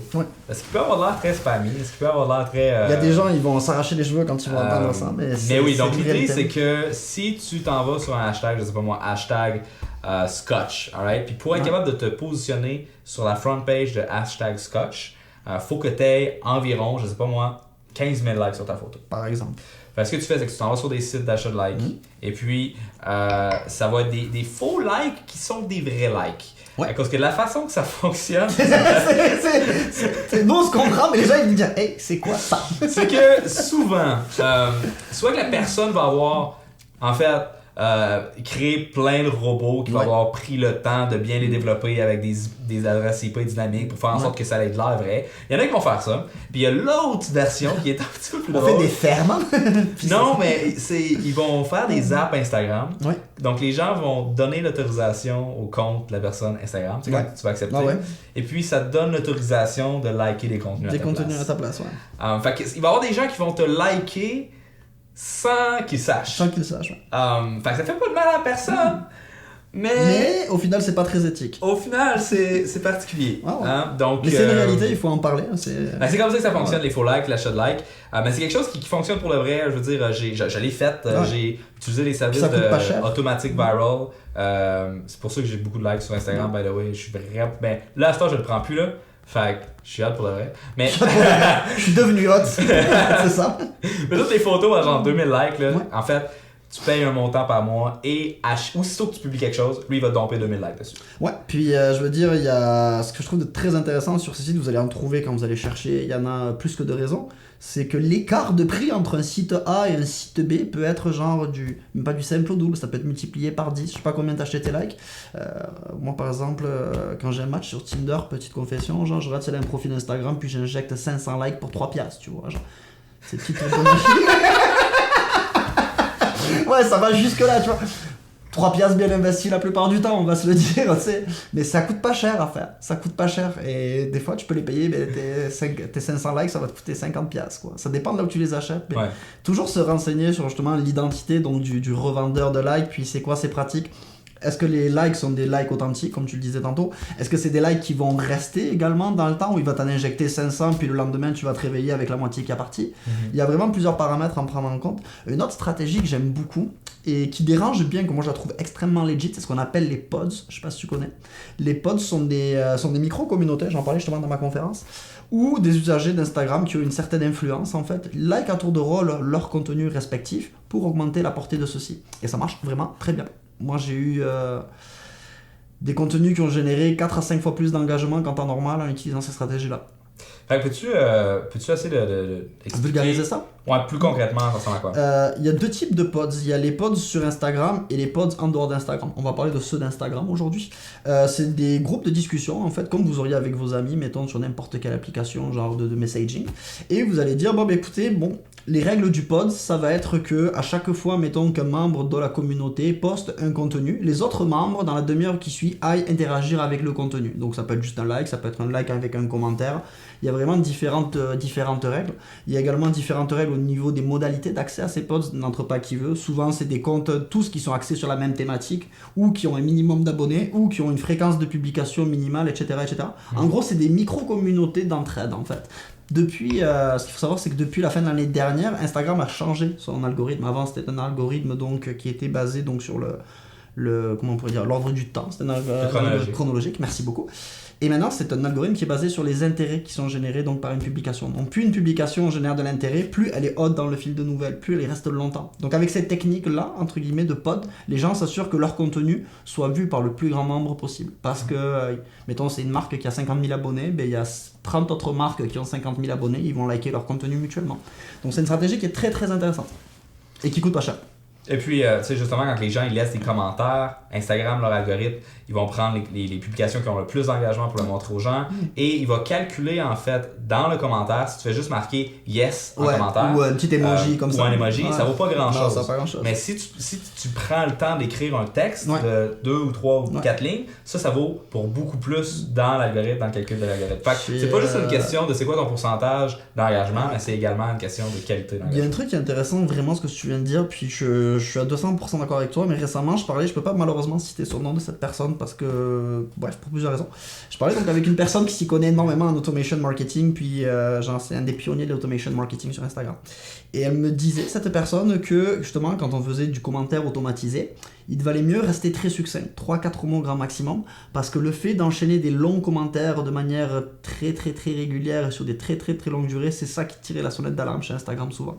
Justement, là, on parlait d'automation sur Instagram, on n'en a pas encore mentionné, donc par automation, tu veux dire qu'on va avoir un robot qui va simuler des interactions humaine. Il y a 4 types d'interactions sur Instagram, les likes, les commentaires, les follow, les unfollow. On va pouvoir paramétrer ces interactions-là en fonction de divers, entre guillemets, leviers. Ça peut être un nombre d'abonnés, ça peut être le sexe de la personne, ça peut être les hashtags qu'elle utilise, à qui, entre guillemets, cette personne interagit. Puis vraiment, je pourrais cibler juste les gens qui commentent tes photos, par exemple. Je sais que c'est les gens les plus engagés ou des bots, ça dépend. Hein.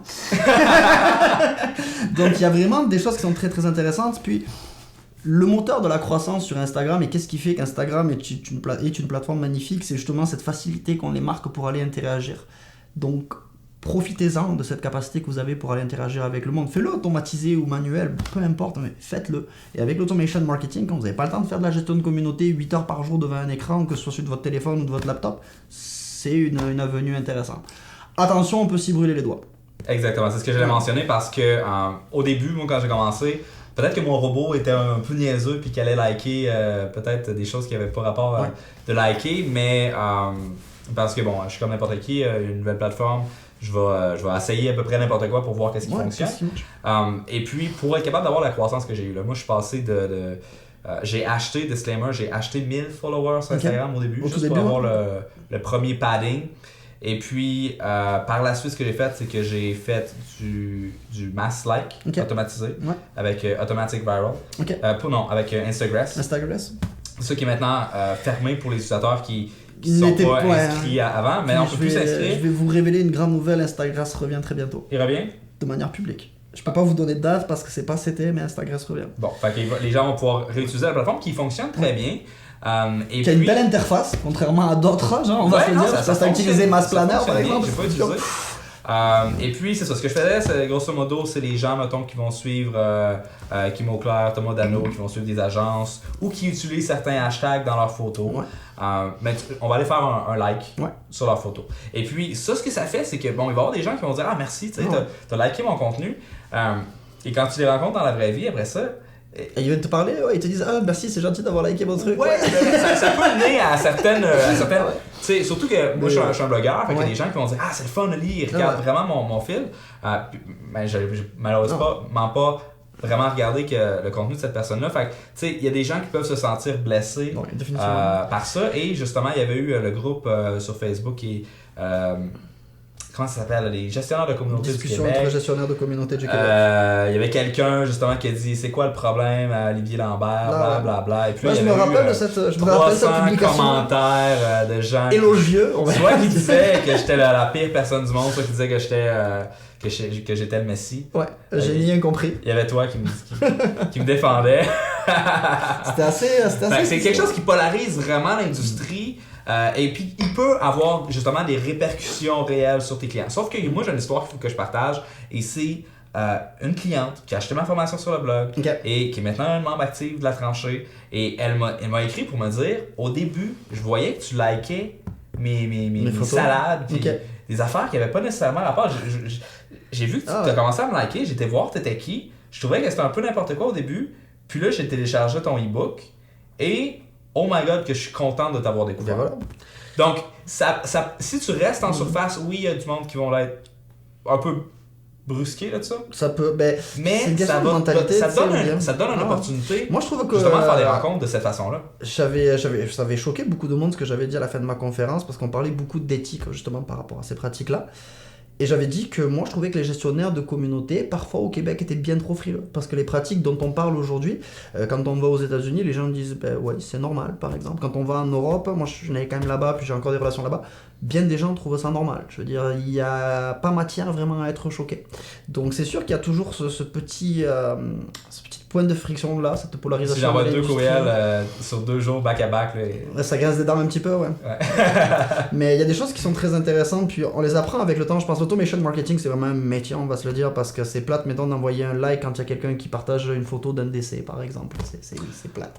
Ou congratulations, mais c'est pour ça que love your heart, whatever. De viser les hashtags, je pense que c'est la meilleure chose, à cause que si je fais hashtag hustle, c'est probablement du contenu que je vais liker. C'est ça. Puis, encore une fois, ce qui est très intéressant, et on en revient toujours sur le fameux algorithme de visibilité des publications. Moi, ce que je fais beaucoup d'automation marketing pour certains de nos clients. Et je cible uniquement les usagers qui ont un certain nombre d'abonnés. Par exemple, ma marque a Par exemple, une marque que je représente à 7000 abonnés, je vais cibler les gens qui ont entre 5 et 10 000. Parce que je veux toujours aller chercher plus haut pour progresser, pour avoir plus d'impact par le biais que les gens vont réaliser. Je veux avoir plus d'impact par le biais des interactions que ces gens-là vont réaliser avec mon contenu. Pardon. Donc c'est quelque chose qu'on peut paramétrer, c'est quelque chose qui est un peu sauvage au premier abord, on ne sait pas trop comment l'essayer, mais comme tu disais, commencer avec des hashtags, c'est vraiment une stratégie intéressante parce que tu peux entre guillemets qualifier le contenu avec lequel tu vas interagir, chose que tu ferais pas, mettons, en Mais justement, je vais revenir un peu là, sur les hashtags, l'achat de mentions, de likes en fait sur les photos en se basant sur l'hashtag. Moi, je vais partager un peu mon expérience. Alex Sirois, dans son événement qu'il avait fait, ça avait super bien fonctionné. Ouais. Super bien fonctionné. Il vendait des bijoux. Des puis, bagues, il avait fait, je pense, 4 000 $ de vente devant tout le monde, live. Fait que c'était super cool. Quand je l'ai testé, moi, j'ai pris les hashtags francophones, c'est vraiment une game difficile. J'ai pas vu de résultats avec cette stratégie-là. J'essayais, tu sais, hashtag Québec, hashtag Montréal, hashtag marketing. Marketing, c'est un hashtag anglais, merde. Ok, hashtag communication. Ah, fuck, ça aussi, c'est en anglais. Hashtag. Qu'est-ce que tu mets? Hashtag je travaille dur, qui regarde ça? For real. Personne. Fait que, admettons. Hashtag work hard, par contre, il y a du monde qui le regarde. Ouais. C'est bizarre, mais. C'est en anglais. Fait que, mettons que t'as une marque de linge. Fait que les gens vont aller dans la recherche, ils vont taper jeans, ils vont taper. Tu sais, lunettes, souliers, ça ils vont le faire. Fait que si tu vends du linge, l'achat de faux likes, puis positionner sur des hashtags, tu prends 30 hashtags de fashion qui sont populaires et recherchés, tu te positionnes là-dessus, tu es en business. Pour développer un blog, peut-être en fitness, peut-être en lifestyle, peut-être en gym, peut-être en workout. Bouffe, hein. Tout ce qui touche la bouffe. La bouffe, peut-être. Beauté, ça marche aussi. Personnellement, ça a vraiment pas été efficace, c'est pour ça que j'ai arrêté de le faire d'ailleurs. J'achète plus de likes sur mes publications. Et puis, sauf, mettons, là, comme il va y avoir un partenaire qui veut que je fasse un post pour un produit. Un promoted post. Et puis là, ben, je vais dire, ok, ben, je vais te faire justement, je vais te domper des faux likes pour que tu te références dans les. Ben, c'est ça, parce que les faux likes vont t'amener plus de visibilité. Je veux dire, je vais revenir à mon anecdote de tantôt là sur Tinder. J'envoie 500. Ouais, et le crédit vient pas de moi, c'est une technique d'Alex Sirois d'ailleurs. Alexis, on te salue. Tu vois, la personne va recevoir 500 likes, mais au-delà de ça, elle va en recevoir 300, 400 de plus parce que les likes appellent les likes. Puis c'est des likes de vraies personnes, entre guillemets. Parce que la personne est habituée à recevoir quoi, 30, 40, 50 likes sur ses photos. Elle va en recevoir 500, ses contenus vont être propulsés dans le feed des abonnés. Donc au final, elle va recevoir beaucoup plus d'engagement. Donc c'est une stratégie qui est très très intéressante. Encore une fois, c'est beaucoup une question d'éthique. Mais on se défend avec les armes qu'on a. Donc, je sais pas exactement ça ressemble à quoi la croissance de cette stratégie-là sur un compte Instagram pour qui ça fonctionne bien. Parce que j'en ai juste pas. Ceci étant dit, au niveau de liker les contenus des gens, quand tu restes dans les limites, mettons qu'Instagram va te proposer, moi de mon expérience que j'ai vue, c'est entre 15 et 40 followers que ça va donner par jour. Moi c'est ce que j'ai vu. Pour toi, dans ton cas, c'est un domaine qui est assez particulier, on le disait tantôt, on est dans le service, etc. Donc c'est pas forcément le domaine qui est le plus, entre guillemets, Instagram friendly. Mais en fonction de la notoriété de ton compte, en fonction de la différence que tu as entre le nombre d'abonnés et le nombre de following, tu peux faire des choses vraiment très intéressantes. Nous, il y a certains clients qu'on a ou certaines marques qu'on gère. On peut arriver à faire du 100, 200, parfois 300 nouveaux abonnés par jour. Comme je disais, ça dépend notamment du ratio, donc follower-following. Les marques, je veux dire, qui sont perçues sur Instagram comme étant hautes, oui, il y a l'aspect donc artistique, etc., mais tu regardes souvent le nombre d'abonnés versus le nombre de personnes que suit cette marque. Donc c'est sûr que si tu as, mettons, 10 000 abonnés, que tu suis, je te dirais, 100 personnes, tu peux te permettre d'aller faire du mass following puis du mass unfollowing pour augmenter justement ton nombre d'abonnés. Donc tu vas suivre du monde random ou pas, on préfère quand c'est pas ça justement, donc basé sur des usagers, basé sur des hashtags, des intérêts similaires. Et à partir de là, les gens qui vont pas te suivre, tu vas les unfollower. Puis ensuite, au bout d'un moment, tu peux même unfollower les gens que tu as followés, qui te follow back. Bref, il y a différentes stratégies. Mais toujours vraiment essayer de ne jamais avoir un nombre d'abonnements qui est plus important que ton nombre d'abonnés. Donc c'est sûr que c'est plus difficile à faire au début. C'est pour ça que tu te mets parfois un paddle, tu achètes à 500 ou 1000 abonnés quand tu commences pour pouvoir mettre en place ce genre de pratique-là. Mais non, c'est vraiment très intéressant. Encore une fois, ça dépend des secteurs d'activité. Tout ce qui est domaine du voyage, moi j'aime beaucoup. Je trouve que ça roule énormément. Tout ce qui est domaine alimentaire, donc que ce soit donc distribution, transformation, tout ce qui est le domaine du beauté, bien entendu, donc les produits de soins, tout ce qui est pommade pour les cheveux, etc. Le prêt-à-porter, le linge, ça marche au bout. C'est toujours ces mêmes brands en fait qui sont vraiment full Instagram friendly, genre c'est les gens que je rencontre puis je leur dis hey, t'es pas sur Instagram ou t'es sur Instagram mais tu fais pas ça bien, faudrait que tu m'écoutes, genre parce qu'on va faire de l'argent ensemble. C'est toujours ce genre de brand là. Et parce que en même temps, j'essaie d'avoir de la compassion pour ceux qui n'ont pas nécessairement des brands qui sont Instagram friendly, mais tu sais, ça peut quand même bien fonctionner. Mais c'est beaucoup de job en fait. Mais quand je t'écoute parler de tantôt, je suis comme oh my god, que ça a l'air difficile. Moi, je suis une personne qui est très hands-off sur les médias sociaux. Moi, ma page Facebook, je sais pas si tu as été regardé récemment, là, mais je suis ciblé par des publicités. Ouais, t'es ciblé par des publicités, mais je poste organiquement du contenu peut-être une fois par semaine. Sur Instagram, une fois par 2 semaines. Je suis vraiment pas actif. Je devrais probablement l'être. Probablement qu'il y aurait des gens qui vont me dire ben t'optimises pas nécessairement ton potentiel. Puis sur les comptes de Double ta valeur, sur les comptes de la tranchée, ce qu'on fait, c'est qu'on utilise Meet Edgar. Je sais pas si tu as un peu d'expérience avec ça. La façon que ça fonctionne, c'est que tu te crées une librairie de contenu et ensuite de ça, tu catégorises ton contenu et tu vas faire un calendrier éditorial. Donc, le lundi à 8h, c'est un article de blog. Ensuite de ça, c'est une citation. Ensuite de ça, c'est une photo de l'équipe et ainsi de suite. Et il va réutiliser ton contenu à l'infini en essayant de l'optimiser pour faire en sorte que les gens ils s'en rendent pas compte. En fait. C'est super intéressant. Fait que ça, c'est super cool. On s'est mis 200-300 pièces de contenu dans notre librairie et pour Double ta valeur, pour la tranchée, ça rentre en autopilote, on s'en parle plus. Puis au niveau d'Instagram, on prend un outil qui s'appelle OnlyPut. Ouais, je connais. Qui nous permet de... On va, mettons, batcher 30 photos. Puis c'est le seul outil qui te permet de faire de la publication genre automatisée, programmable, sans envoyer de notification à ton téléphone. Exactement, c'est là où je voulais en venir, à cause qu'on peut utiliser habituellement Buffer ou les autres plateformes pour être capable de publier sur Instagram, mais OnlyPut permet de publier directement sur Instagram à partir de ton ordinateur ou ton Mac. Ils font de l'analytique vraiment haute, et notamment l'analytique des stories que toutes les plateformes analytiques ne proposent pas encore. Ok, il faudrait que j'aille regarder. Parce qu'on peut également faire des stories maintenant, on n'est pas en bêta. Mais ce que je voulais en venir, c'est que pour être capable de créer du contenu en masse sur Instagram, ce qui est vraiment le fun, c'est que tu vas batcher, mettons, tes 30, tu vas faire un post par jour, tu en fais 30 photos, t'es drag and drop toute la gang dans ton OnlyPut, et lui, il va toutes les mettre d'un coup. Tu vas pouvoir mettre des hashtags généraux, donc les mêmes hashtags pour tes posts. Et attention à ça, by the way, parce qu'il y a une pratique, donc ça en fait c'est considéré en fait ni plus ni moins comme du spam. Utiliser tout le temps les mêmes hashtags dans le même ordre. Puis il y a beaucoup de comptes, moi je me suis fait shadowban, donc ça veut dire en gros tu ne reçois aucune notification, mais du jour au lendemain, les gens qui ne te suivent pas ne voient pas tes publications dans les hashtags qui sont mentionnés dans ta publication. En gros, il n'y a que tes abonnés qui voient tes publications dans les hashtags mentionnés, donc ça ne sert strictement à rien. Donc le moyen pour se faire donc shadowbanner, c'est d'arrêter tout simplement d'utiliser des hashtags. Et c'est plate, puis parfois ça prend plusieurs semaines. Puis vraiment poster du contenu de qualité, aller chercher de l'interaction de manière très organique. Je savais pas que tu pouvais te faire pénaliser en fait à cause que t'es pas original dans tes hashtags. Cette pratique vient de Reddit, c'est une pratique qui est très populaire sur Reddit. Tu fais shadowban ton compte, donc en gros t'as plus aucune mot portée, puis tes votes valent de la merde. Mais c'est arrivé sur Instagram, je te dirais, il y a 2 ans et demi, quelque chose comme ça. Puis c'est vraiment plate parce que tu le sais pas, genre, la plupart du temps. Moi, je m'en suis rendu compte parce que du jour au lendemain, genre, j'avais perdu comme, 50% de mon engagement. J'étais là, je dis, wow, 50% c'est énorme, là. Puis je fais un petit peu de lecture et je me suis rendu compte en me déconnectant, puis allant sur d'autres comptes qui suivaient pas ce compte, que mes publications apparaissaient pas. Dans les lieux et dans les hashtags. Fait que faut faire attention. Très attention. Mais les lieux, c'est important de mettre ces lieux.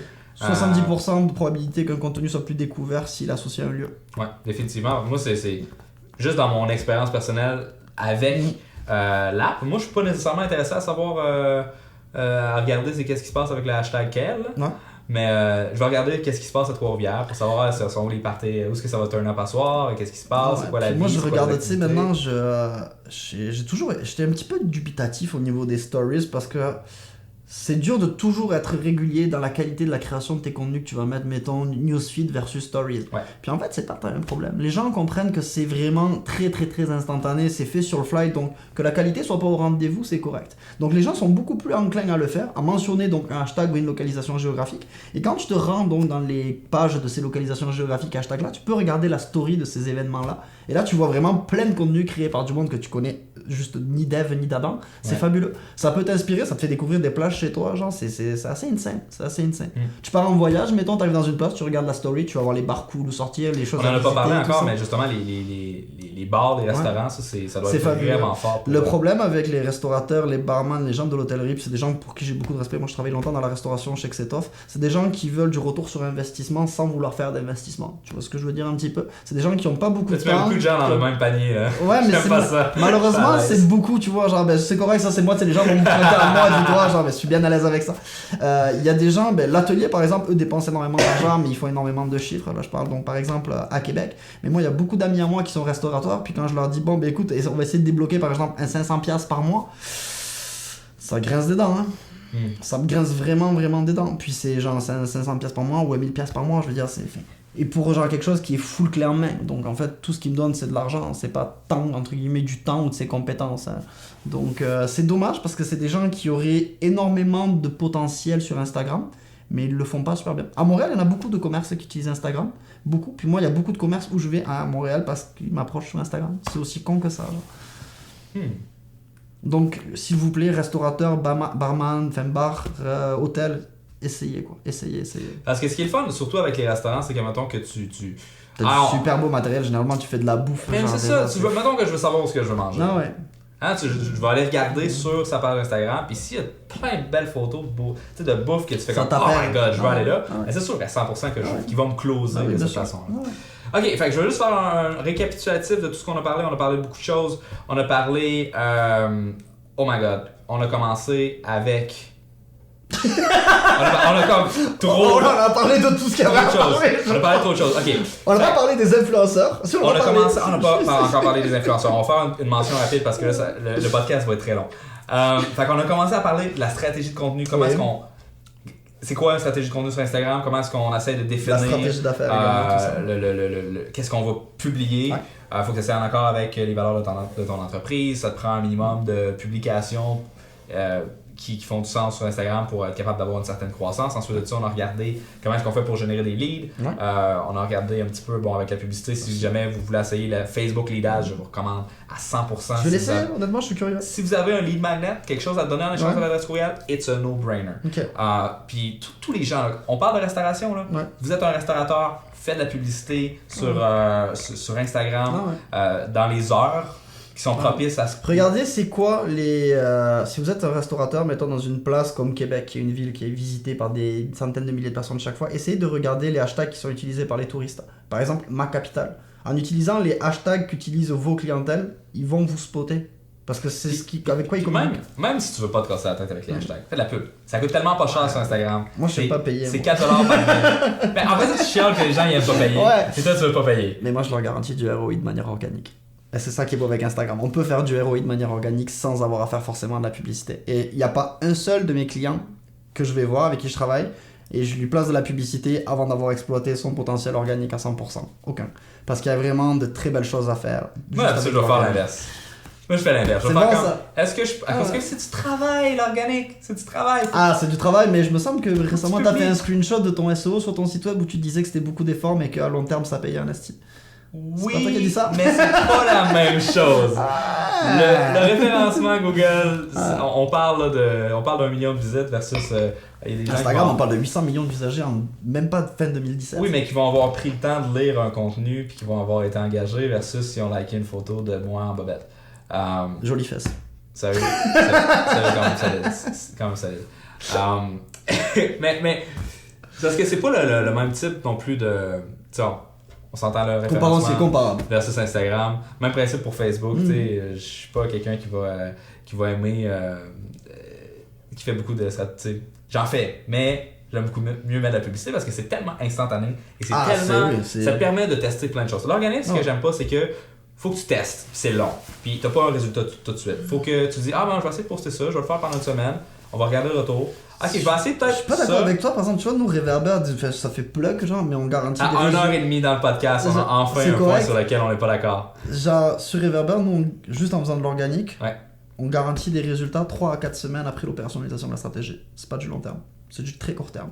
Puis on est vraiment bien à l'aise avec ça. Mais on a une démarche, on a un process qui est extrêmement cartésien, qui est énormément basé sur de la data, et qui fait en sorte qu'on est capable de faire ça. C'est sûr qu'on fera peut-être pas aussi rapidement autant que toi avec de la publicité, mais juste en organique, ce qu'on fait, c'est quand même pas mal hot. Ouais. Mais le Et Instagram est la problème plateforme pour le avec faire. l'organique, c'est qu'il faut que tu aies déjà beaucoup de gens qui te suivent. Pas forcément. Mais ce que je veux dire pour avoir un ROI rapidement. Parce que mettons là, que moi je sais pas, j'ai un blog où je vends des formations sur la nutrition, j'ai 300 personnes qui me suivent sur Instagram. Ouais. Comment est-ce que je fais rapidement pour être capable d'avoir un ROI en organique? Va interagir avec le monde, tu peux le faire avec Instagram. Va interagir avec le monde. Attends pas que le monde interagisse avec toi. Sois proactif. Va interagir avec eux. Va interagir avec ta clientèle cible. Puis si tu interagis bien avec eux, ils vont interagir avec toi. C'est quelque chose que tu peux pas faire sur Facebook. J'en parle beaucoup parce que Facebook est en train de me gonfler solidement en ce moment. Vraiment, genre, puis je l'ai là. Donc, interagis avec le monde. Profite de cette opportunité-là. Instagram, c'est le réseau social le plus malléable ever. Genre, c'est le Far West. Ça me rappelle un peu Twitter à l'époque où tu pouvais builder genre des applications tierces dans tous les sens parce que l'API c'était genre Free Party for All. C'est pareil sur Instagram actuellement. Sauf que c'est beaucoup plus solide. Fait que toi, quand tu dis va interagir avec les gens, tu veux dire va commenter leur contenu, va aller liker leurs choses, va leur parler en DM. Ouais. Nous, dis-toi, genre. Mais c'est long! Non, c'est quand c'est pas toi qui le fais, quand c'est un automation, qu'est-ce que tu t'en fous de ce soit. Ok, fait que tu l'automatises. Dans certains cas, oui, dans d'autres, non. Tu peux pas faire de généralité sur ça. Mais oui, une grosse partie peut être automatisée, puis ça aide énormément. Vraiment, on va pas se le cacher, bien sûr. Mais encore une fois, les gens ont du mal parfois à comprendre comment utiliser un réseau social parce qu'ils sont formatés à l'utiliser selon ce qu'ils ont lu, mettons, dans un blog, entre guillemets, random, ou ce qu'ils ont vu dans une formation, entre guillemets, pas plate, mais conventionnelle. Essayez de think outside the box, comme disait un certain monsieur. Je crois que c'est Steve Jobs qui disait ça, je sais pas, bref, whatever. Essayez de vous approprier l'outil selon vous, selon votre contexte à vous, selon vos besoins d'affaires à vous, genre. L'outil est jamais bon ou mauvais, c'est la personne qui l'utilise et la façon dont il est utilisé cet outil qui va faire en sorte qu'il marche ou qu'il marche pas, genre. Si tu veux essayer de creuser un trou avec un marteau, bon courage boy. Avec une pelle, t'auras plus de chance. Ouais. Tu risques de te rendre pareil. On parlait de temps tantôt, tu vois. Ça serait peut-être plus difficile. Okay, bon. Fait qu'on a parlé du contenu, qu'est-ce qu'on va publier sur Instagram. Ensuite de ça, on a parlé... des pods influenceurs, on a parlé d'automation marketing également, puis on en reparle là. Exact. Pour être capable de faire grossir ton compte, avec l'automation marketing, on fait des likes, on fait des follow. Les commentaires, on en a pas parlé. C'est pas quelque chose que j'ai avec lequel j'ai essayé de me mouiller. Moi, j'ai un très bon exemple pour les commentaires. Mais justement, dans l'industrie touristique, je peux pas donner la marque encore une fois parce que j'ai pas le droit de la mentionner. Mais une marque qui est partie from scratch vraiment et qui est montée à l'équivalent de 7000 abonnés en 10 semaines, je te dirais. Avec 94 contenus publiés sur le compte de la marque. Ça fait environ un contenu par jour. On est en dessous des standards d'Instagram. Bref, on avait une stratégie d'automation marketing qui visait à commenter le statut de certaines personnes qu'on avait ciblées en amont, toujours très important la stratégie, pour justement les encourager à créer du contenu et à identifier avec le hashtag de la marque en fait. La marque, donc, nous on a arrêté la campagne, on a été monté, je te dis, à 7000 abonnés. À l'époque, il y avait déjà 10 000 contenus qui avaient été créés par la communauté. On est rendu à 17 000. Le monde continue. Qu'est-ce que tu commentais? À qui tu commentais? Ça dépend. Ah, merde! Je peux pas tout dire. Il y a des choses que je peux pas dire, malheureusement.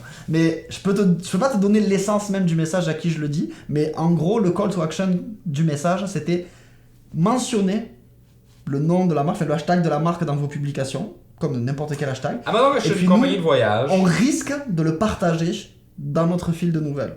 Ok. Fait que, admettons que je suis une compagnie de voyage. Et... Vous en avez une, je crois, en plus à Trois-Rivières qui est intéressante, pas loin.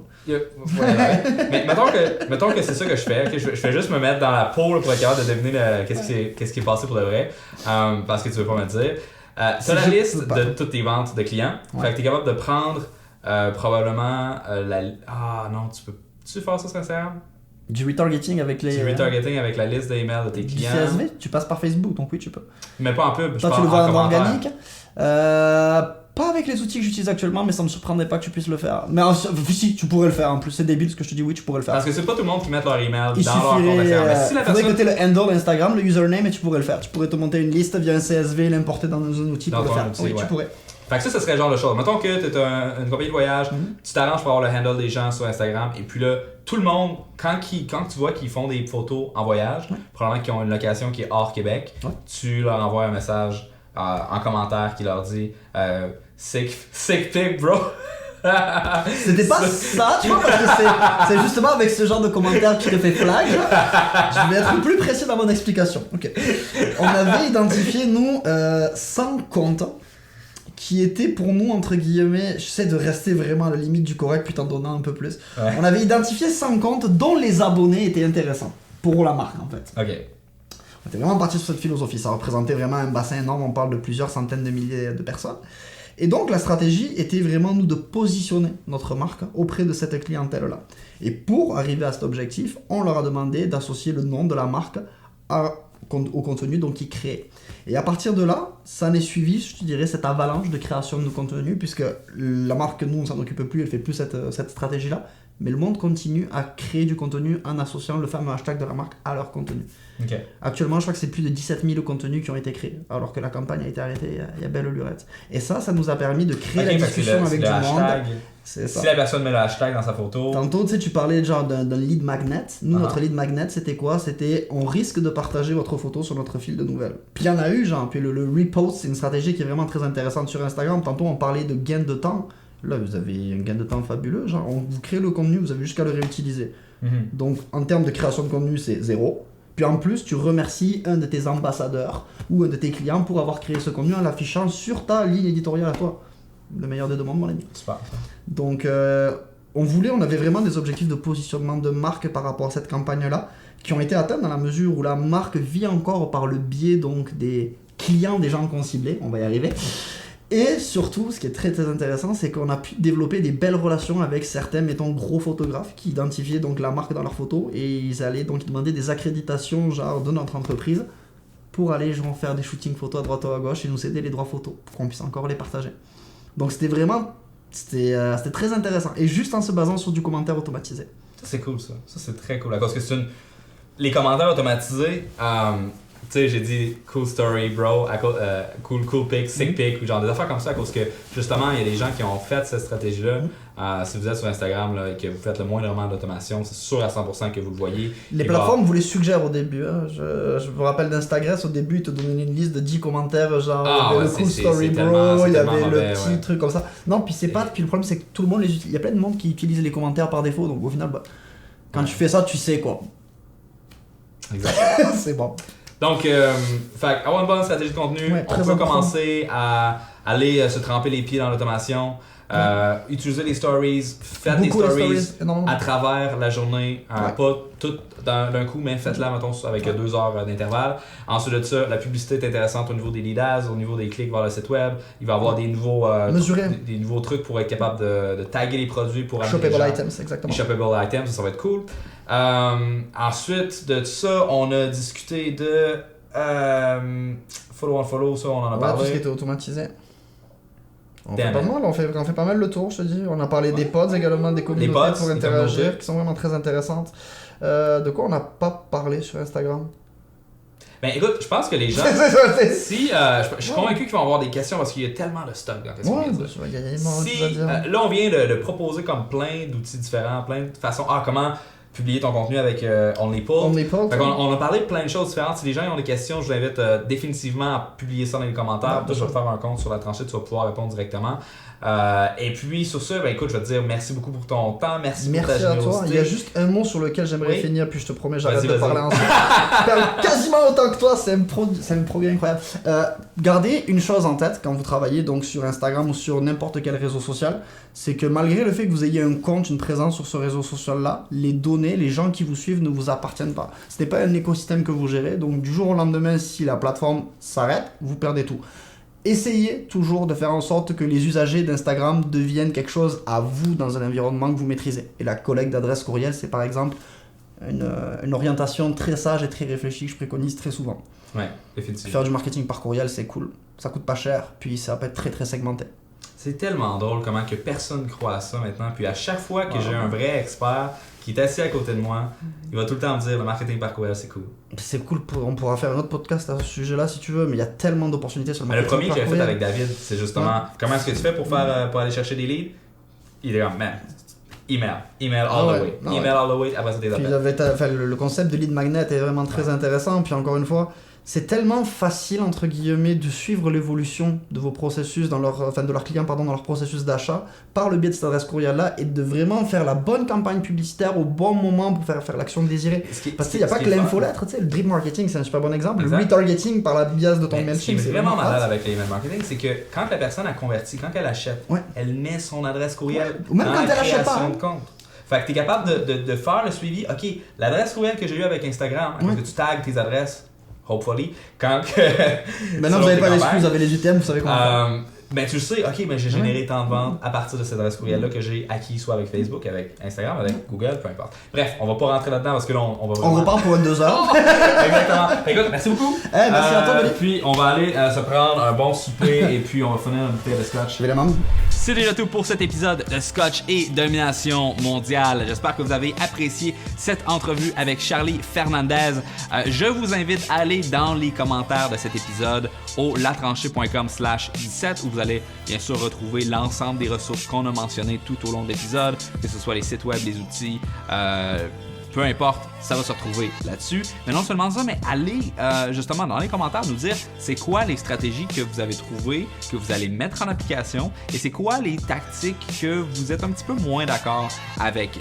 Où est-ce que vous mettez la ligne au niveau de votre stratégie marketing Instagram? C'est quelque chose qui m'intéresse vraiment beaucoup, à savoir l'espèce de côté éthique, l'espèce de côté à quel point est-ce qu'on va être pas nécessairement agressif, mais je dirais courageux dans son marketing.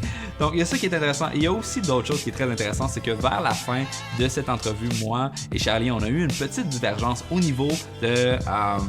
Charlie, c'est un gars qui est très, on va optimiser la portée organique pour avoir un ROI, alors que moi, je suis plutôt, moi, la portée organique, je trouve que c'est compliqué, c'est long, ça prend du temps. Je suis pas une personne qui va poster à tous les jours sur Instagram. Ceux qui me suivent, vous savez que je fais des stories peut-être 2-3 fois par semaine, un post à toutes les 2 semaines, même ça fait plus qu'un mois depuis mon dernier. Donc, je suis vraiment pas très actif. Par contre, je fais beaucoup de publicité, à cause que ça, c'est beaucoup plus passif. Une fois que tu as monté une campagne qui fonctionne bien, on la laisse rouler et on n'a pas besoin, là, à part autre que de gérer les différents commentaires, répondre aux questions des gens, on n'a pas besoin de faire grand-chose. Fait que moi, c'est une approche que je préfère. Et puis, je suis curieux de savoir qu'est-ce que vous en pensez dans les commentaires. Est-ce que vous êtes plus organique? Est-ce que vous êtes plus payé? C'est quoi votre style de marketing que vous préférez? Et si jamais vous avez des arguments pour ou contre, vraiment, il n'y a aucune bonne réponse. C'est une question qui est très personnelle, en fait.